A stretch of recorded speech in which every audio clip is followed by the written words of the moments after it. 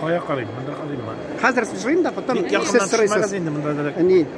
İbrahim Alfit Abdülhak oğlu Berengi rayonu жетекçisi siz. Менә шул. Siz nega ул Berengi rayon дип атаганнар? Ул электә Berengi белән танылган шундый данлы район микән әллә? Yok, bu Berengi белән bir de катнашы yok. Анда Berengi дигән елга килеп китә. Менә шул Berengi дигән елга исеме белән Berengi үзәгенә шундый исем бирелгән.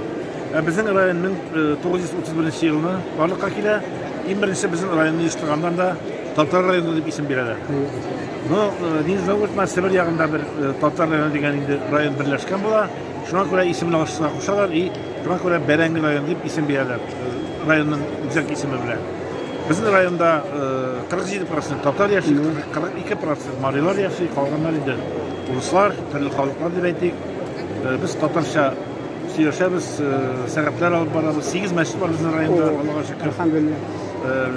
Buna şiit tüvekte yaşasak da, özümüzün Tatarının bilip adetlerin, dilimizni, yılalarını saklap, Tatar saklap kalırga deyip işler başkarabız indi. Konsertler, tiyatrlar, halk tiyatrları var bizler. Biz korkmayışı, uyalmayışı Tatarşısı yaşarız. Berengi'ye kelgen artistler, gündüz gibi çıkalarda, hiç bilenler yaşkı şeyteler.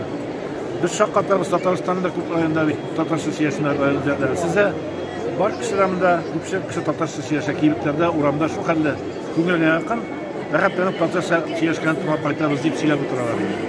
Nasıl bizge kümülüğünde şimdiden de biz tarih ve içinde onların Tatarlar yaşayan, buna Ivan Grozny kazanın alğandan sonra yer var indi eğitimler.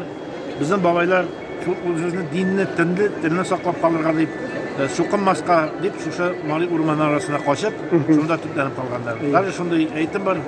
Merhum Fatih Sarman işletmeni indi buna. Erfek Kalkağ'a şimdi kitap çıkaramalı. 3 yıl Kazan Xanlığı Berengi rayonunda ornaşkan bulgan. Şu Kazan Xanlığı kelip ayta deyip ne kadar kelip aytamaganlar. Şunda kitap çıkaram deyip Fatih Sarman işletmeni. Çıkarım deyip çalmadı kızgansın karşı. Men aytdım indi Fatih Sarman şunda kitap çıkarsanız Bizga Berengi'nin uzakda deyim var öyle heykel koyayım diye. Ayya. Dürüstlük ayaktan arasında eğitim bulmayın da ne şunday neler var edi, eğitimler var edi. Rahmet, bik bizga qiziq şunday biz menä şu tiren ma'nali söylegan sözlerigiz, fikrlerigiz biz menä sizni ko'rshida Tatarstanda yashab shuni bilmaymiz da endi menä biz o'rsha aytmishlik stidu nashimona bik xo'rliq endi biz bilmaymiz shunday tarixni bilmaymiz. Xonliq shunda bo'lgan bir mezgil. Rahmat bik. Bik rahmat. Sizga rahmat. İlgi sürekli eski çıkıp gittiniz. Bizim Berengi rayonundan çıkan zor kişiler turunda bir ikisi aytayım ben.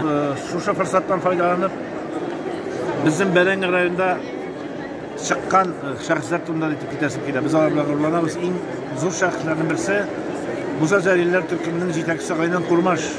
Bizim rayonda şep şundan soğuşka gidip Kalak bo'lgan kishi, onun başını çapqanda 24 yaş bo'lar. Mana Musa Zeriller hekayelerinde Kursagiz onu birinchi bo'lib başını çapalar çünkü u Türk'ünün yetekçisi bo'lar. Ondan sonra endi bugungi kunda Aqto'bada samolyotlar ispitalik tarqagan Uzakning yetakchisi general-mayor Giroy Rossiya professor Radik Bariyev bunda qaytib tegishli bizga qarshi dunyoda bo'lgan xalqlar orqasida bunda qayta olmay qoldi. Bunda chaqirilgan martabali qo'noq bo'lib chaqirilgan edi. Ondan sonra artistlar Rishad Tazir Ahmetov, Dilaxon Bulat Ne'matullinlar ular barisi da Berengi'den chiqqan bizning yaqindoshlarimiz ham Mag'rur Qayazov yozuvchi so'zda xalaq bo'lgan. Biz mana shu tatarlarga g'ururlanib yashaymiz. Yandan tag'irishadi bugungi kunda Musa G'alyanov 3 taqir dunyo chempioni bilan kurashish bo'yicha bugungi kunda 3 yil podyat dunyoda chempion mira bo'lib turadi. Bu turli bizning yaqindoshlarimiz. Shunday tanilgan kishilar, shunday bizning shaxslarimiz bor. Ularga g'ururlanamiz. Bo'ldimi? Tamommi? Rahmat sizga.